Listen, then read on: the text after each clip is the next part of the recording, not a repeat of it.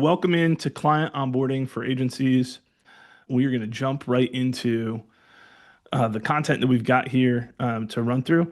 I've got a mix of principles and applications. So you'll see me, spinning back and forth between different tabs here to try to show off some of the principles that we're talking about.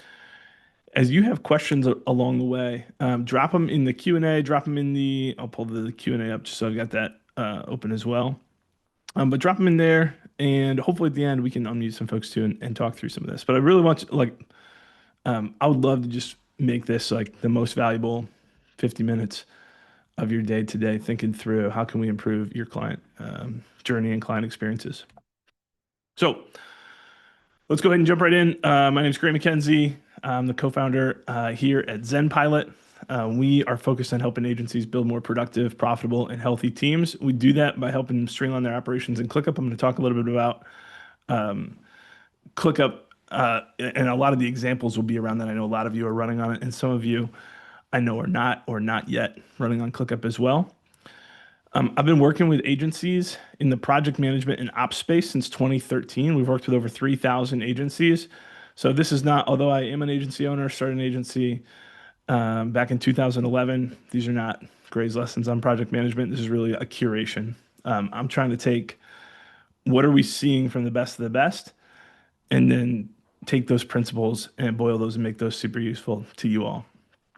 The focus for today is I would love to take all these lessons, but really personalize them to each of you. And so you'll be able to help think through what that looks like to improve two things, like the health of your client relationships for sure. That's one of the main pieces why we're interested in client relationships is how do we better serve our clients, better deliver results, retain our customers longer, create more lifetime value, all the good virtuous attributes that come with that. But also the health of your team, your own sanity, and your bottom line. And all three of those things go together. So the better that you do onboarding, the more you're able to delegate that. You don't have to be involved in a lot of those onboarding experiences with clients. Your team is better equipped, and things aren't going crazy. There's not constantly client fires popping up. And this all should ultimately create a more profitable firm too. I think that has to be a piece. I'm working on this book right now called The Profitable Agency Operator. And the intro, which hopefully is not super controversial, but is profit is not optional if you're running a firm. Like we should be running highly profitable firms because that creates the ability to create so many great outcomes for our clients, for our team, and obviously for ourselves and our own families as well. A couple links that I dropped down here. One, if you've got questions, you're like, hey, that was really interesting, I've got some question around it, shoot me an email directly, Gray@ZenPilot. Myself or Joan will jump on that and answer that. And then if you are like, hey, this would be great to dig into how does this apply to our firm, and are the things we ought to be doing together to help you improve your client onboarding and overall project management and client experiences, then you can go to zenpilot.com/call and book a call with us. All right. With that, Josh asked a great question, and we will have this call recorded. So we'll share that recording out as well. I'd love it if you drop this in the chat. If you're not comfortable doing that, just jot it down somewhere on paper here, and let's try to come up with ways that we can improve this today. But rate your current onboarding process. So where are things today? And I'll give you a second to throw that in here. And you can obviously choose whether you want to share that out to everyone or you want to share that out to just me as the host. But helpful to get a sense of like, hey, where are we right now?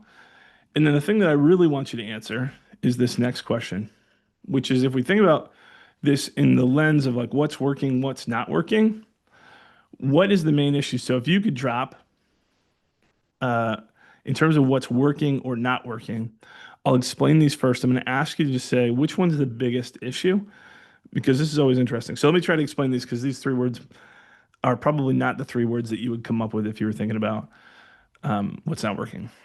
Reliability is the first one. Reliability, if this was truly reliable, you would be the kind of team where when you delegated to someone else, you said, hey, could you please make sure that that happens? Or that was in your project management tool in ClickUp, a task got assigned to somebody. You could never think about it again because you know that it's going to get done. Nothing falls through the cracks. And so your onboarding processes are always followed. Um, so if anyone runs on EOS, Entrepreneurial Operating System, this would be, things get done the right and best way every time. This would be what reliability means. So that's one. And for some teams, some of you on here, I'm sure that probably is the issue. Is like, hey, we're pretty fast when we do it. We know when there's issues, we don't always get it done. Second piece is efficiency. So that means like, are we doing this profitably? Can we do it quickly enough? Speed matters in onboarding for sure. We'll talk about that in a little bit. But whether it's overall speed, like end to end, how long does it take us to onboard people? Hey, we should be onboarding teams in 2 weeks, but it often stretches out and becomes a 6 week process. That's a problem. And if that's your largest problem, that's number two. And number three is visibility, which is how do we know if there's an issue? Number one, do you have a dashboard? Do you have a way of seeing? Do you have a project management methodology that helps you through? Hey, here's specifically, I know that there's an issue. We dropped the ball somewhere. We had an issue with reliability, or I know we took way too long doing this thing for that client, and I have a way to go see what happens there. That's the visibility piece. And then the second half of that is what's your process then for solving those issues? So it's not just I have the ability to go see it, but is somebody actually looking at that? Like there's tons of tools. I was working with a team who's working on older school Workamajig platform. It's a big team. They've been on Workamajig for a long time. And they're like, oh, yeah, I can dig into it and see when somebody's late on a task. I was like, okay, show me like, how are you getting that overview of all this stuff? And the place that they went, I think actually, to be fair to Workamajig, there is like a better solution for it. But the places that they went and dug through to try and go find it were just like mind-blowingly painful to watch. So my question for you is like, which one of those three is the biggest issue right now? Is it reliability? Is it efficiency or visibility? Would you put one, two, or three in the chat so that I can we'll try and tailor this a little bit towards that, and that would be helpful for me. And George, thanks for shooting that over as well. So I will clear this from the Q&A side. There's a bunch there to dig into.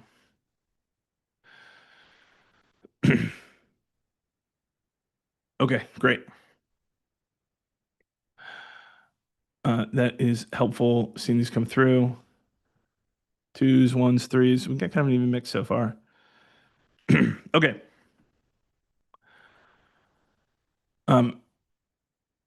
Helpful for me to get a sense of kind of like, hey, which ones hurt? I'm not surprised to see visibility. I'd say like in most conversations I have with agency owners and leaders, and by the way, if you're here and you're not running an agency, totally welcome. But what we were talking about today most directly applies to a service-based business. So if you're working in professional services somewhere, not necessarily, what I'd think of as a conventional digital or marketing agency, this stuff will be super applicable. If you're running a different type of business model, some of this is going to make less sense. There's still a lot of good principles here, but might be a little less relevant. So I'll say that just because sometimes folks sneak in from other organizations. Totally fine. I love that. But in terms of who's this the best fit for? Okay, I have 6 principles I want to share with you today. I want to talk about like what are the best of the best doing? How are they operating their business from an onboarding perspective? How they're working with clients, and I want to show you what that looks like. So, principle number 1, if you're ready for that, you get to make the rules in any service-based business. You get to dictate the rules of the road. You've run your business. You've served a lot of different clients. Your clients buying from you may have worked with a handful of vendors before. But ultimately, you get to set the rules of the road. And so I see a lot of, especially early stage agency owners and operators who are falling into the trap of, hey, this is what I think I'm supposed to do. Every client's supposed to be able to, like, they're paying me a lot of money, so they're supposed to be able to dictate the terms of engagement when that's not at all the case. So I want to give you some examples of what this looks like, but I just want to say, obviously, this is on a spectrum. How much you get to make the rules depends on how desirable you are. So I mentioned we are ClickUp's largest by volume, far and away by volume of business driven to ClickUp. And by volume, even though we're niched down into the agency and professional services space, still the largest by client served. And at the same time, we're their highest rated solutions partner. So out of all the vendors in the ecosystem, we are number one. That creates a market dynamic for us where we can enforce some terms that when I was starting this business in 2013, there's no way we could enforce. So I realized there's a spectrum here. And you can say, oh, like, yeah, Ogilvy's allowed to do this, but like, I can't do that. But the reality is, way less of it is about your position in the marketplace. There is that for sure. There is a power dynamic here. And way more of it is about just having the confidence to step up and say, hey, we can eliminate, we get to make the rules. If this client really wants to work with us, they'll follow our process for it. In fact, they'll appreciate our process for it in 90% plus of cases. They would love for us to say, step up and lead, be bold and say, here's the process that we're going to follow. They may have questions, there may be pushback, there may be all kinds of things. That's totally fine. That should happen in relationships. And we'll talk about how you have some boundaries as we move forward. But I just want to give you some examples of controlling the variables or eliminating some of the variables that you have. We can build a awesome onboarding process for a really custom engagement type. It is really hard to build a really awesome onboarding process for 77 different custom engagement types.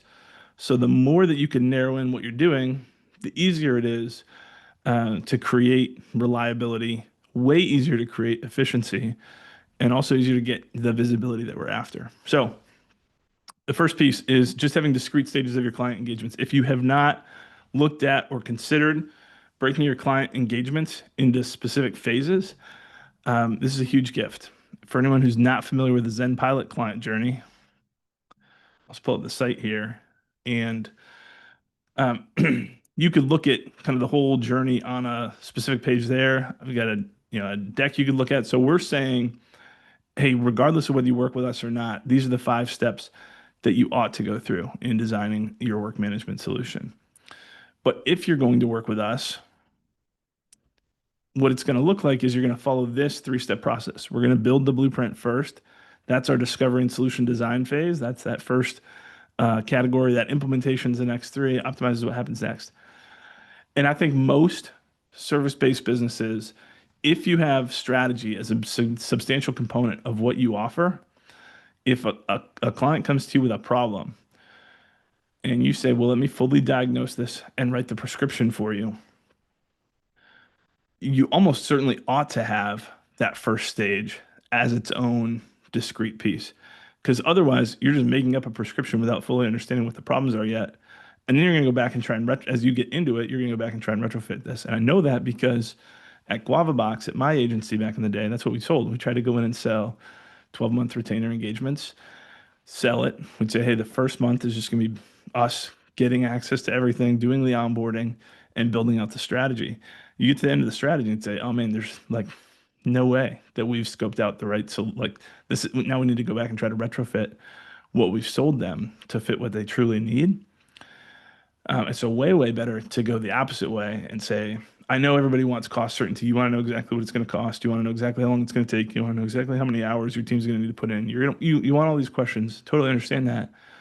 But when you go to the doctor with an issue, they don't say, well, here's what's like, they have to do the test first and figure out, hey, what is the right way to solve this? So that's the first principle or suggestion that I have for you. A great way to eliminate variables is to discretely segment your client engagements. And then what that allows you to do is it's so much easier to build a really clear process for this phase. And I'll give you an example of what that looks like. Hey, here's what a typical timeline looks like. Here's exactly what the steps are. Here, like, now I can build a real clear intake process for just this one service engagement. Like I've eliminated so many variables about how many different types of scopes do we need to solve? Is this a recurring engagement or a one-time engagement? How long is this going to last? There's certainly downsides to this approach. One of the downsides is you've got somebody who's excited to spend a lot of money and go solve this problem. And you're saying, wait, you got to spend less money first to go through this. Like you're slowing down the sales process. I'm not saying that there's zero downsides to it. But I am saying it creates a ton of operational efficiency. And I think for most of you, this is the right way to design the business. It is not, it's still not the norm. It's a lot more normative than it was 10 years ago, but it's still not the norm. And I get that. So you're swimming upstream a little bit. But I think that's like the easiest way to really eliminate variables is to separate out your client engagement into specific stages. Does that make sense? If you got questions on that, drop them in the Q&A. I wanted to give you a couple of real simple other examples. Intake tooling. Let me see if I can actually pull something up live here. And I'm just going to surprise you that this is not in ClickUp, and that's totally fair critique. There's a couple of reasons for this one. So when we are building a blueprint for a client, one of the first things they're going through is this operations assessment. You can see there's a lot of live conversations that are happening in that process as well. But there's a whole bunch of standardized info that we ought to get from teams first. And so we can eliminate variables if instead of relying on somebody to try to extract all these answers, there's a lot of answers to get here. When you look at all the different areas that impact how we service clients, manage internal work, manage everything across an agency, we need to know what are we solving for who, what's our unit of measure, like what's our methodology, who's involved in this, what's the tech stack that we've got, how do we handle resource management, account management, project management, interfacing with clients, like company KPIs. There's a lot of different areas to understand. And this is the groundwork where we need all of this information really clearly articulated so that we can design the right ultimate blueprint or solution for a client in this case, in our case. And so having a really standardized intake process that can be automated, that can go out to a client right away, just eliminates a lot of variables in how that data gets collected, where it gets stored. And then if you want to be able to pattern match, so much of intelligence comes from pattern matching. If you want to be able to pattern match and say, oh, this agency looks like these other 4 agencies, having structured data makes that a ton easier on the back end. So there's a lot of virtuous like cycles that come from standardizing that. Pick and choose required platforms. Real simple example. Us, obviously, like if you're not willing to work on ClickUp, then that's our client filter. We won't work with you. There's plenty of teams. There's all kinds of opportunities and ways that we get pulled every month from somebody who says, boy, this would be great. I know you guys don't know Monday, but I want everything that you do. I just want to do it on Monday.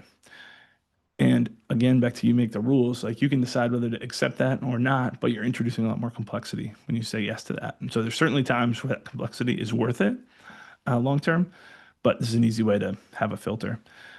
Another simple example is like don't hold meetings without the right people. I'll talk about that with boundaries later. You tell a client who needs to show up on the kickoff call. They show up on the kickoff call, and one of the key people isn't there. Do you hold that meeting and just try to push through anyways and grin and bear it? Or do you pump the brakes and say, wait, are they able to join? They're not. Okay, well, we need to reschedule this. Like you get to make those rules. That may not be popular in the moment, or it may be really popular. But you get to decide what variables you want to deal with. Do you want to have a second call just to try to fill someone in? Or do you want to just cancel it and reschedule? So I've seen all of those done really, really well by a number of agencies. There's like 15 more examples I had in mind, but I knew I wouldn't be able to get to the rest of the stuff. Second one I'm going to touch on relatively quickly, and that is, and this comes from, I think Blair Enns is the first person I heard say this, but I actually didn't hear him say it. I heard one of our clients say it and ultimately found out it came from him. So I guess that he's the person I know to attribute it to. I don't know if it originally came from him or not, but I did not originally hear it from him, I guess is the truth. The sales example, like your sales process, how you sell sets the stage. So there are all these power dynamics in any relationship. And so if you're investing all this time doing all this work in a sales process, that is, you're basically, if you are consistently bending over backward to accommodate anything from a prospect and there's no structure, they're clearly in the leadership seat. You say, I want to call today at 4:30. Okay, I'll be there. I want all these references sent over right now. Okay, I'll get those to you right now. If that is the model that you've created in the sales process, you're going to have the hardest time. It's basically impossible to try to fight back from that once that team is a client of yours. So this piece, like the way that you lean into conversations with honesty, with transparency, um, with real genuine care for their situation and what would be best for them, regardless of what's best for you. Like that is what you're modeling that the rest of your team needs to then deliver on. And you can either give your team the gift of modeling that really well or the curse of bending over backwards. If you are in an expert seat as a firm, someone's coming to you for help with strategy, then you want to stay in that expert seat from the beginning, not in a arrogant, puffed up, like, I'm the expert type of way, but in a humble way of, hey, there's a process to this. There's a natural flow that happens. Here's how we work. And we aren't deviating all over the place from that to bend over backwards for you. If you knew how to solve this problem, you already would have solved this problem, right?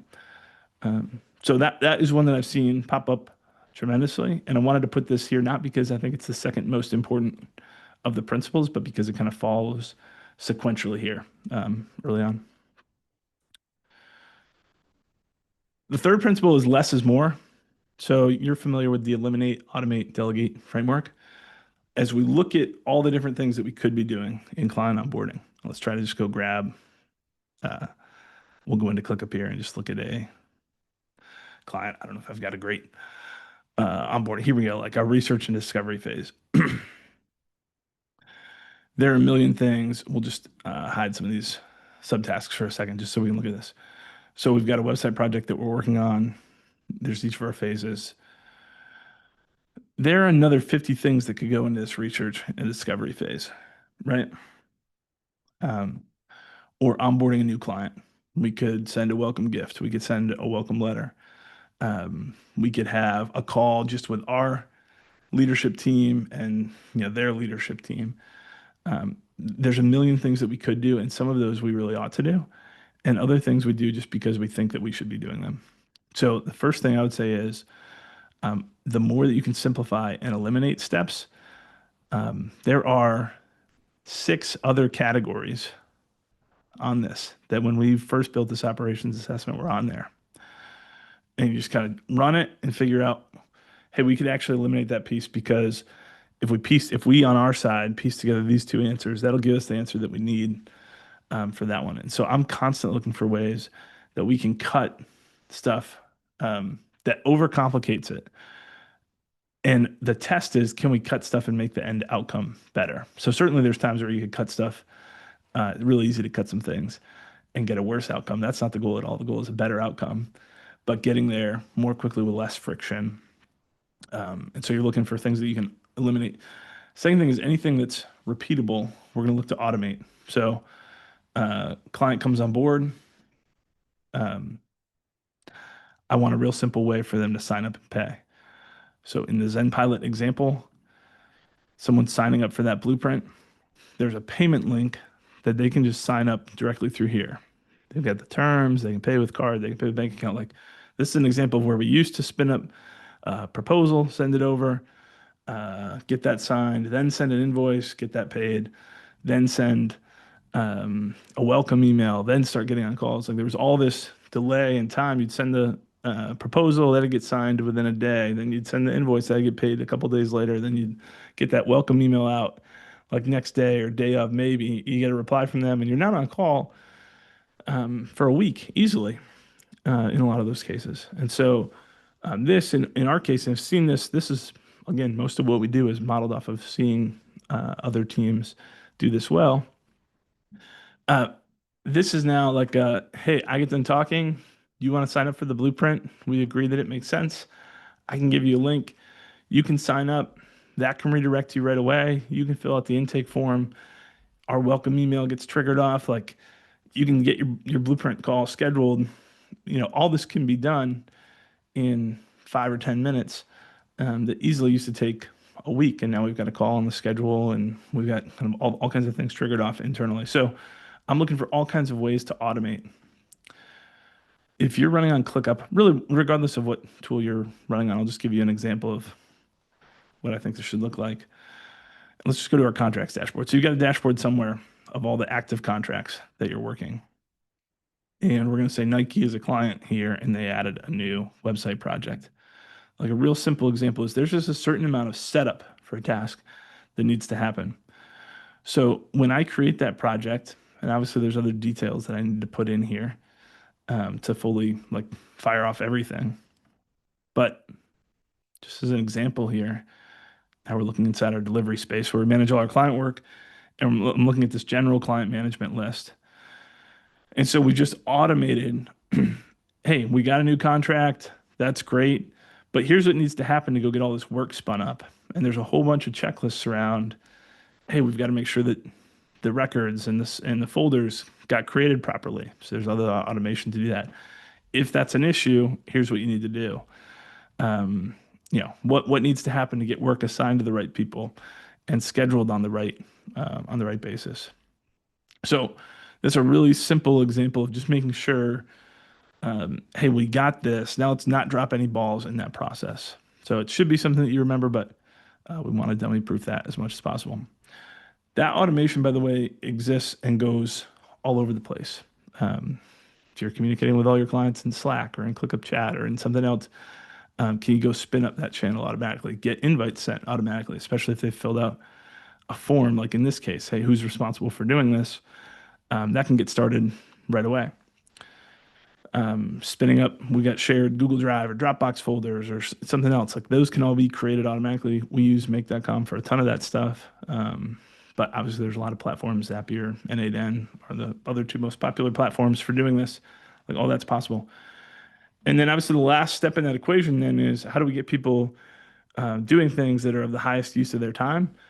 And so in my role today, me sending out templated welcome emails to welcome somebody aboard is not the highest use of my time. Me having personalized touches with and genuine connections with our clients, that's a great use of my time. And so we're finding ways to delegate stuff that doesn't require um, you know, people's attention that can go to someone else where it's more economical to run it. I've seen this really well modeled by four main and really large agencies who have just leaned into. And the first one that I saw, I was like, oh, that's cool. Like I remember hearing this probably on Tim Ferriss's podcast way back in the day, and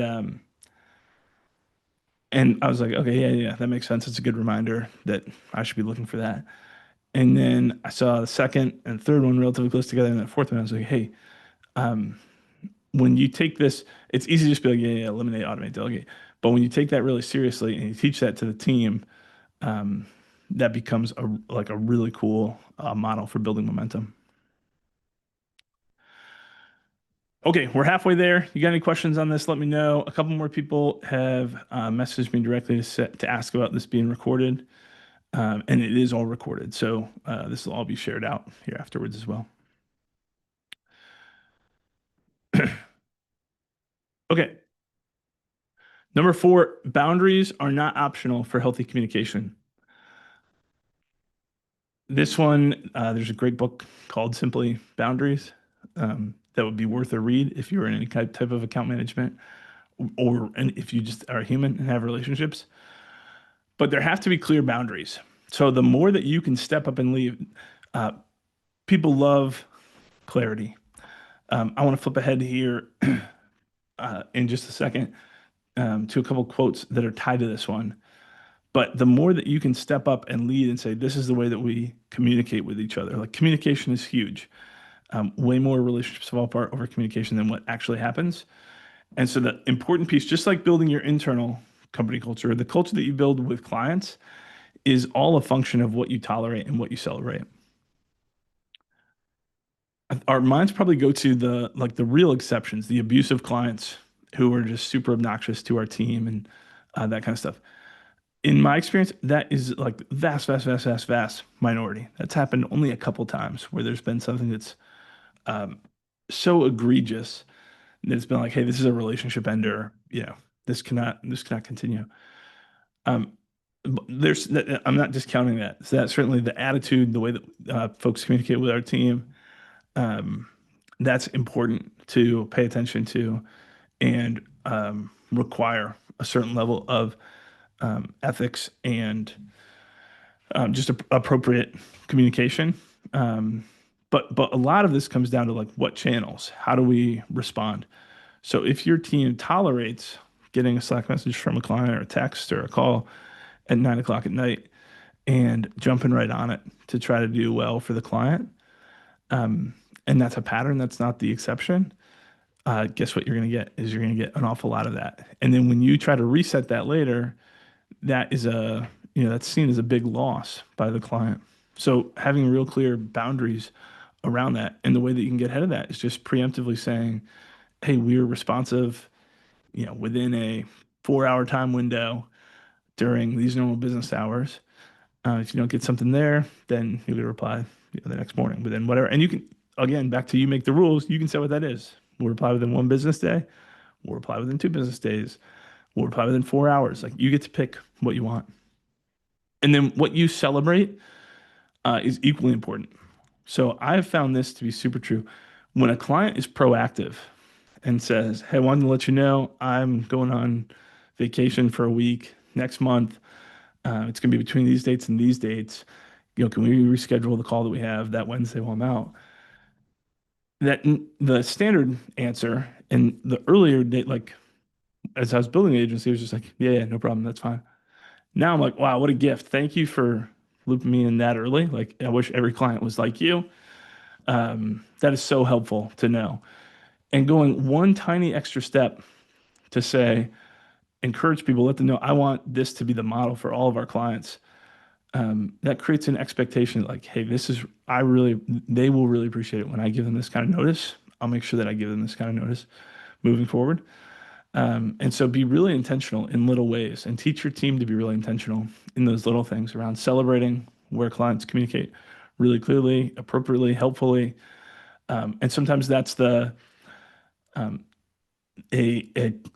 client contact is willing to loop you into what their boss said in a meeting. Hey, we don't have to talk about this now, but my boss said he was concerned about whether the return on these paid ads is worth it or not. That is huge to know. Thank you so much for sharing that with me. I'd love to go, like, let's go solve that right now and put you, client contact, in a great position to be able to address that proactively with your boss. And it makes us all look good ultimately.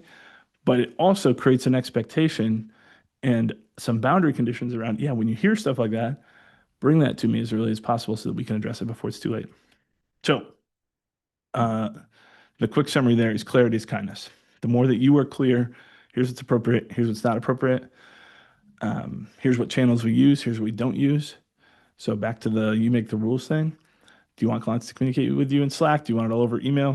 Do you want a mix of calls and this? Do you want it all in ClickUp Chat? That's what, like with clients right now, hey, we're communicating together in ClickUp Chat.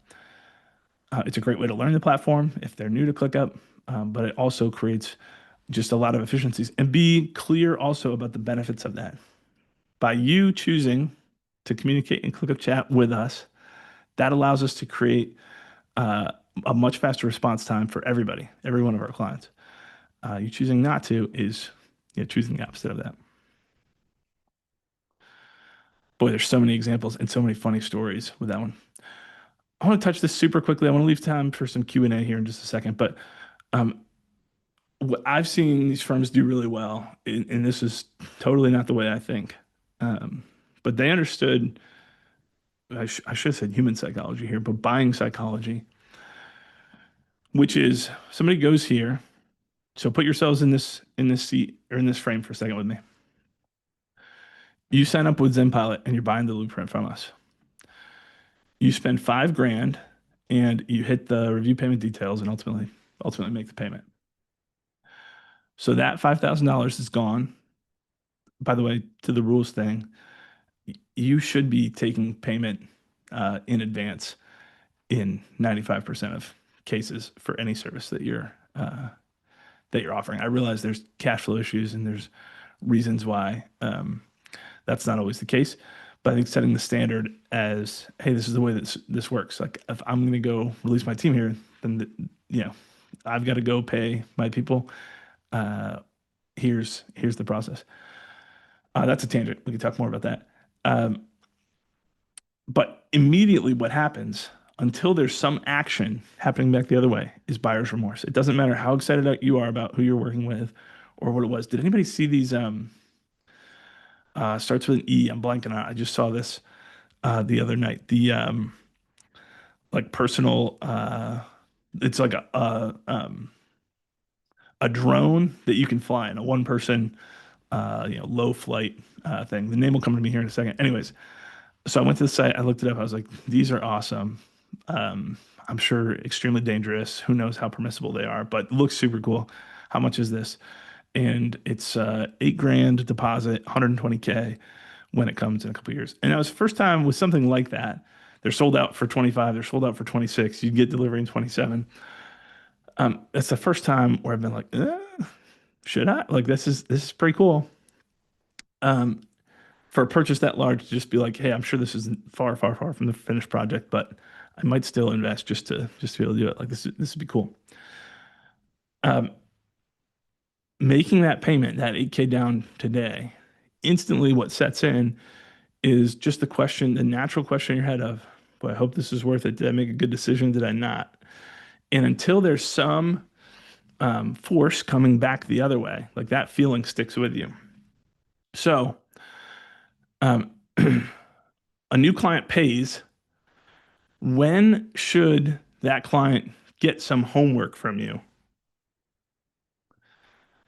Have an engagement, like have some form of it. They don't necessarily need.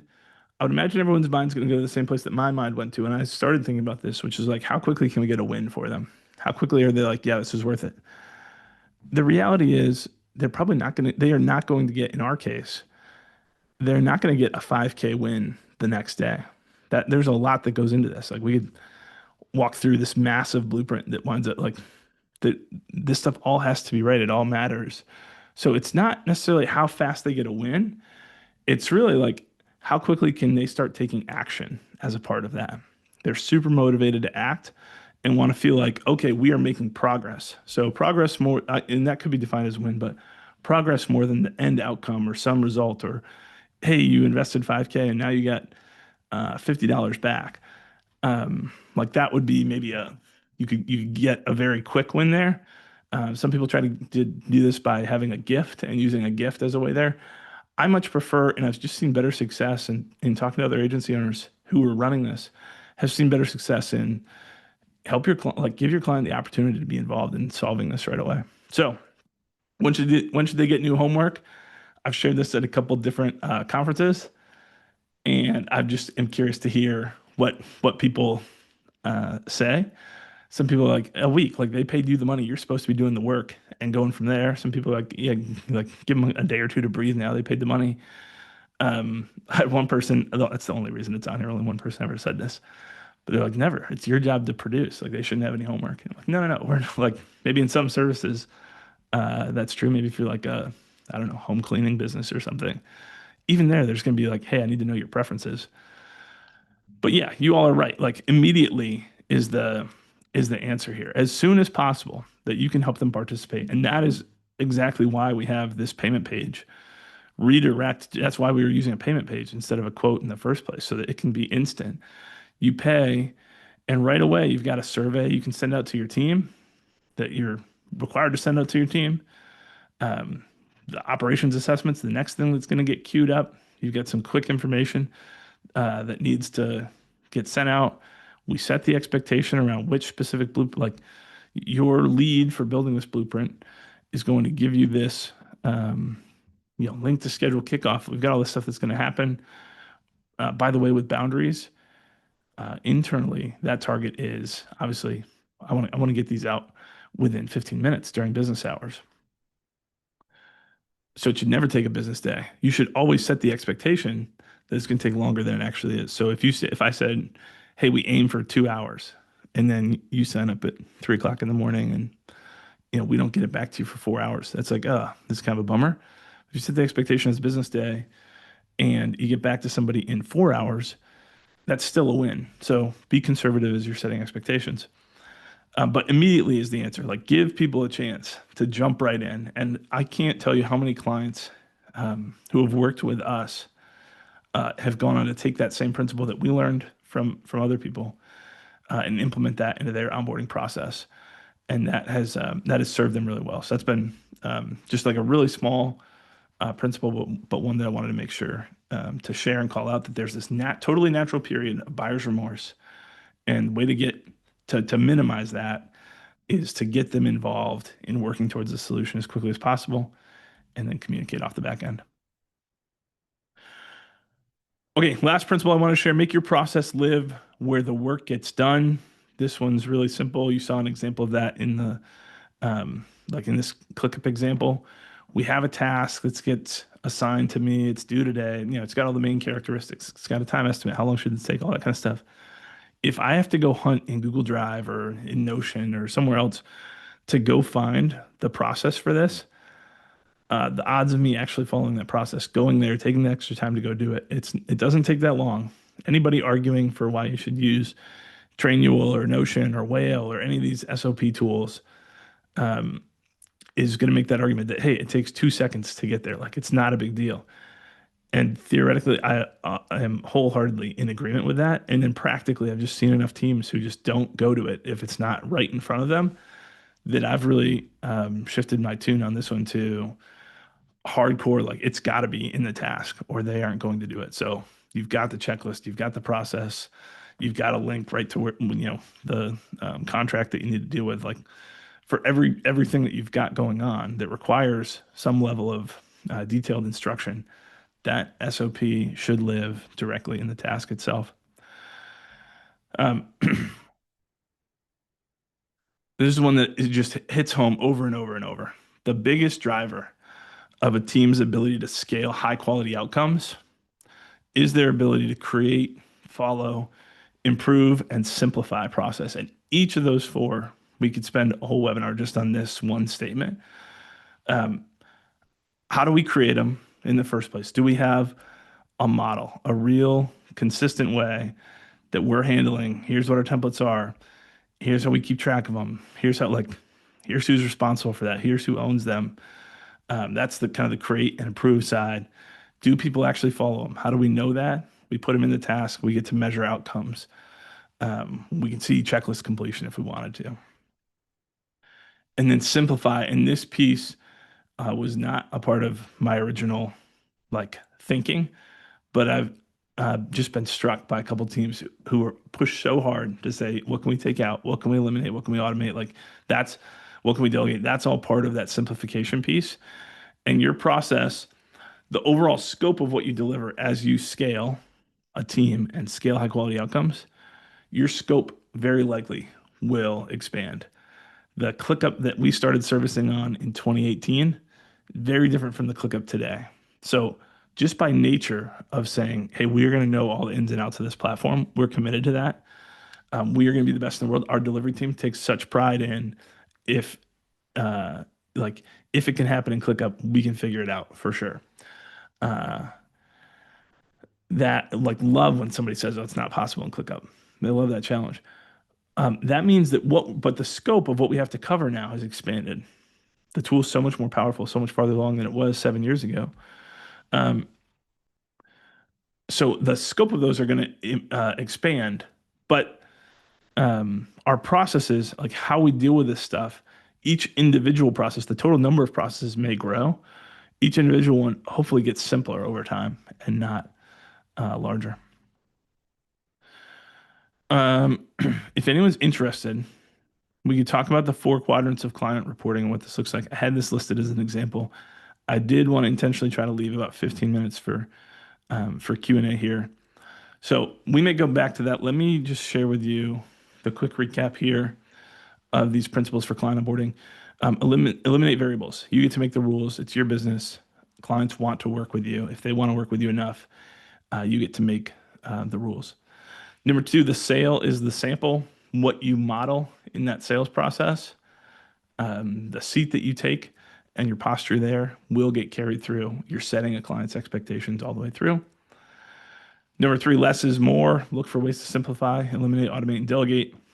Sorry, that was number 3. Number 4, boundaries aren't optional. You need healthy boundaries for healthy communication, especially over the long term. And those are You want to start out clarity is kind of be as explicit as possible with those. It's great to have a quick document or expectation somewhere that clients can read through. It's great to review those together. That's the starting point. And then how the actual boundaries always get tested in every relationship by super well-meaning people. We all want to push on them and test and just find out. Most of the time, that's happening subconsciously. And so your actions are going to maintain these boundaries much more than any words will. Number five is understand psychology, minimize buyer's remorse that naturally sets in. And we do that by accelerating the time to participation. So not necessarily time to value, but time that like how fast can we go in terms of somebody signs up, can they be part of the solution as quickly as possible? And number six, make your process live where the work gets done. This one is huge. I see a couple of questions around that as well. Okay, so that's a lot. I'm gonna take a drink here. I'm gonna scan through these questions and then let's jump into it. If there's anybody, by the way, if you want me to unmute you and we'll see. I'll tackle some of these async first, and then we'll go from there. And quick reminder here, as I'll pull up and go through all these questions. If you want to schedule time to talk with us, go to zenpilot.com/call. And if you've got any immediate questions coming out of this that, hey, a call's not necessary, but I'd love to shoot an email, drop me a note directly at grade@zenpilot.com. All right, let me grab a drink and we'll do some questions here.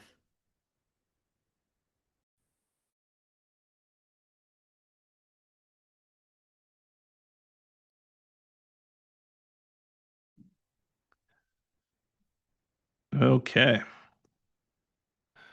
Clients experience a lot of friction in their onboarding, especially if they haven't used ClickUp ever. Adoption's a big one, takes a lot of time.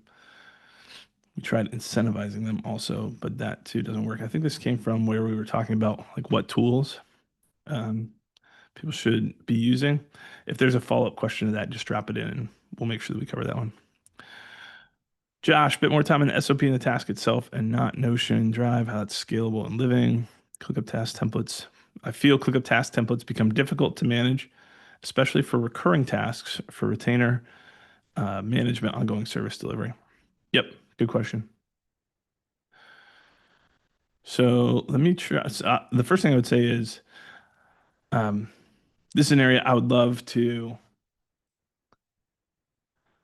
find. So, like, this is an area where I don't have the perfect solution. There's some areas where I'm like, hey, this is awesome, just the way it is.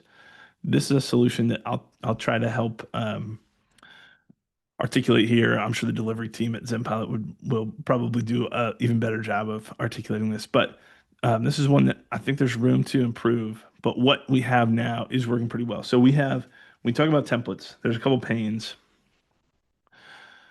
One is like, how do I create them? Where do they live? How do I see them once they're created? How do I know what to deploy? Where do we go? So I'm going to just give you a quick, we'll try and keep this limited to 2 or 3 minutes overview of what we do in our template library.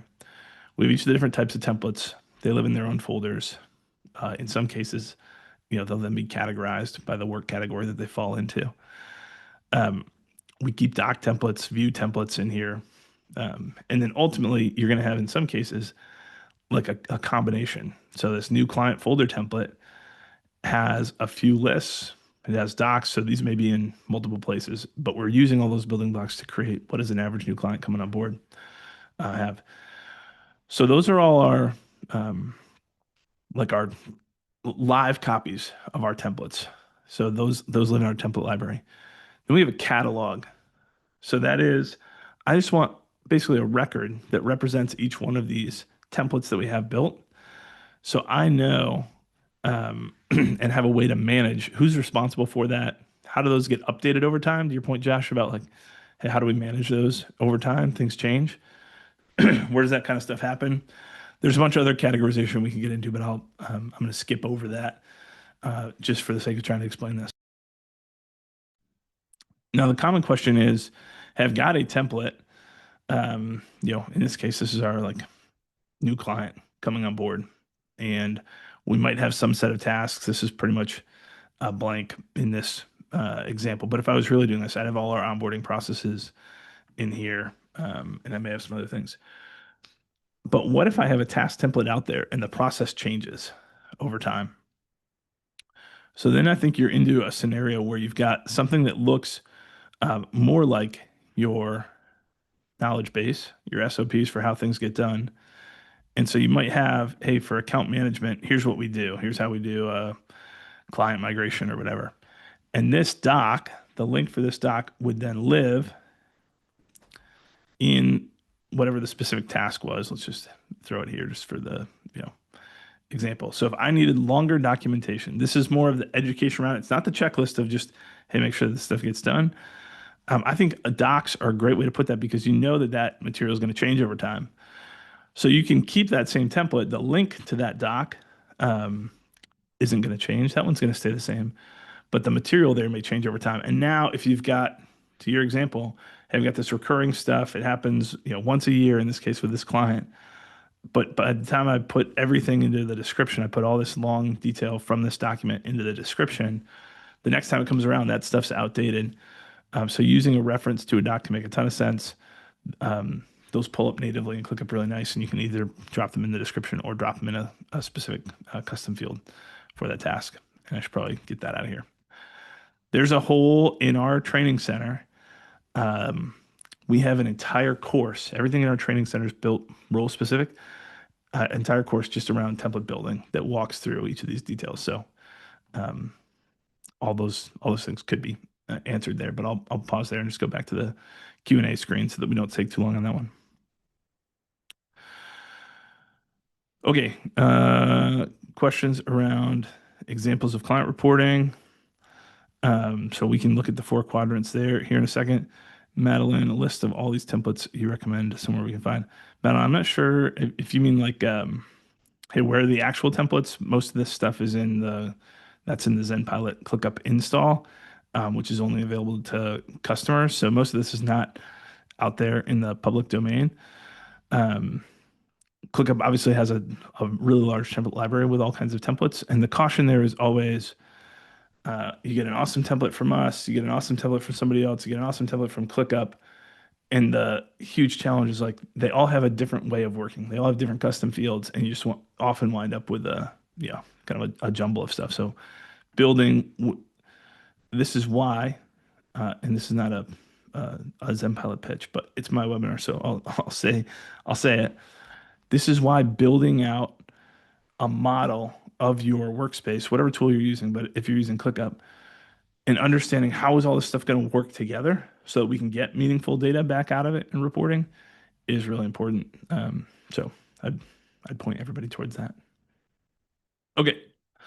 Let me pull Zoom back up here. Yep, no problem. Let's talk client reporting real quickly. And I'm not going to pull up, I've got an example, but it's going to make me switch workspaces. So I'm going to pull up a kind of a worse example. So I apologize for this. 4 quadrants of client reporting super quickly. You want to set the standard for clients from the beginning. This is speed of healthy boundaries and what we do. Any type of client meeting that you have, you all may already know this. You might be like, great, wrap it up already. But you've probably experienced this before. Like there are 4 main things that we're hitting on, and all the discussion is going to center around these 4 main quadrants. They are activity, what did we do? Results, what happened as a result of that? Analysis, what did we learn based on what we tried and the results that we got? And then 4th is action, like what are we doing because of that?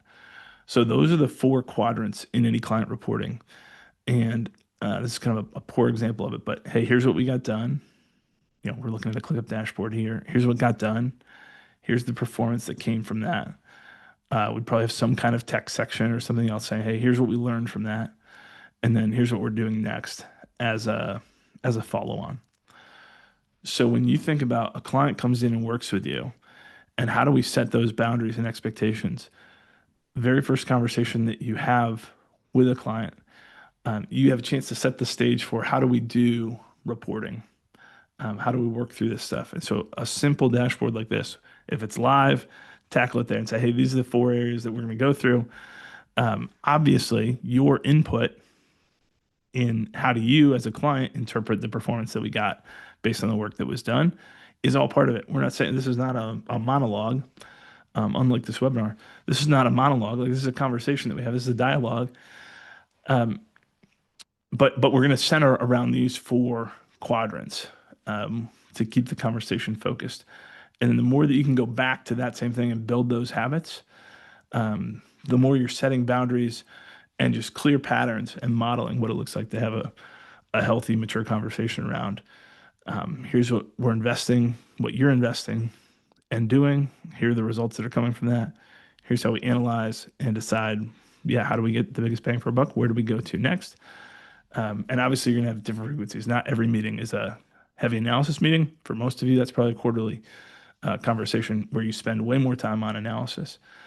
And much more of the time on a week-to-week basis is probably on what got done and what is coming, work that's required around that. You're certainly, for most of you, touching on performance, at least on a monthly basis. And you're spending the most time on analysis on another cadence. So, but you want to be touching each of those in all this. May look like live conversation, may look like a weekly Loom, may look like a dashboard a client has shared with them and they have access to. It could be any of those. Okay, that is the four quadrants of client reporting. Hopefully that was helpful, but we could spend a whole hour just on that.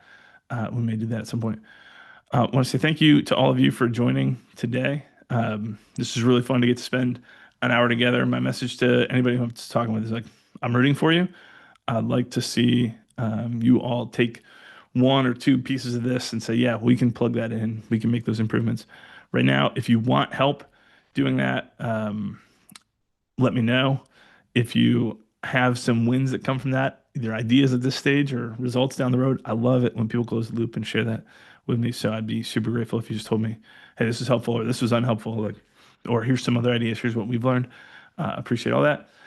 If you're curious, like, hey, where are we as an organization from a project management health performance perspective, then you can take the benchmark at zenpilot.com/PM benchmark. There's no like big follow-up sequence off of that. That's just a tool for you. You don't even have to put in your email to go through and do the benchmark. But I think that's something that may be helpful for you. All right. Appreciate y'all being here. Try to be timely, so we'll get you out right on the top of that hour. And a couple of you have questions here. So I'm going to grab these and I'll make sure that we follow up on those as well. All right. Thank you, everybody. I appreciate your time. It's super fun to get to spend an hour together. And we've got a couple more webinars lined up here. Next one's coming up either end of September or beginning of October. I'll check the schedule, make sure those details go out, but look for more content coming from us shortly as well. All right. Thanks, everybody. Great to be with you.